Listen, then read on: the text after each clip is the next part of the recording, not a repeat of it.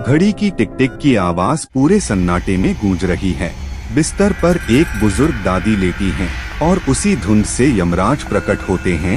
यमराज धीरे धीरे अपने हाथ उठाते हैं। दादी की आत्मा उनके शरीर से बाहर खींच ली जाती है। दादी की आत्मा दरवाजे की ओर बढ़ती है, लेकिन तभी यमराज की नजर दरवाजे के पीछे छुपी एक छोटी लड़की मेई पर पड़ती है। तुम्हारा समय अभी नहीं आया है। लड़की डर से कांप उठती है। लड़की जैसे कमरे में आती है तो दादी और यमराज कमरे से गायब हो गए थे और सफेद धुआं पूरे कमरे में फैल गया था। कुछ देर बाहर गलियारे से दौड़ने की आवाज आती है। अस्पताल के गलियारे में डॉक्टर और नर्स किसी मरीज को स्ट्रेचर पर लेकर दौड़ रहे हैं। डॉक्टर चिल्लाते हुए, हमें इसे बचाना होगा, जल्दी करो। अचानक कमरे में फिर से वही सफेद धुआं उठने लगता है। यमराज दूसरी बार प्रकट होते हैं। इस बार वह उस मरीज की ओर देख रहे हैं।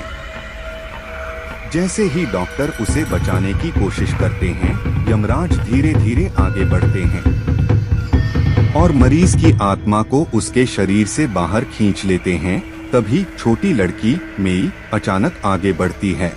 तो मुझे भी अपने साथ ले चलो। यमराज उसे देखते हैं और धीरे से सिर झुका लेते हैं। यमराज गहरी आवाज में, अगर यही तुम्हारी इच्छा है तो आओ। लड़की दरवाजे से बाहर जाने की कोशिश करती है, लेकिन अचानक किसी चीज से टकरा जाती है।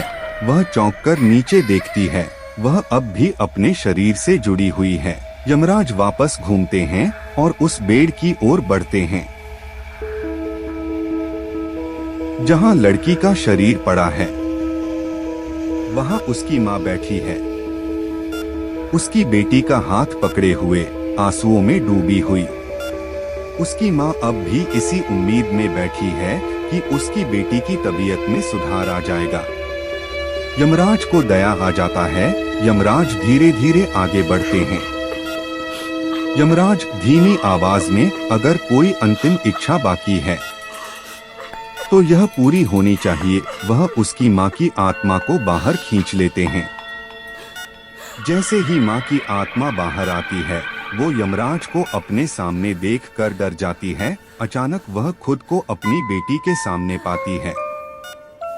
माँ अपनी बेटी को देखते ही उसे गले से लगा लेती है और फूट फूट कर रोने लगती है। माँ रोते हुए, तूने मुझे क्यों छोड़ दिया बेटा? कुछ देर बाद माँ की आत्मा धीरे धीरे गायब हो जाती है और उसकी आंखें फिर से खुल जाती हैं। वह सिर्फ अपने शरीर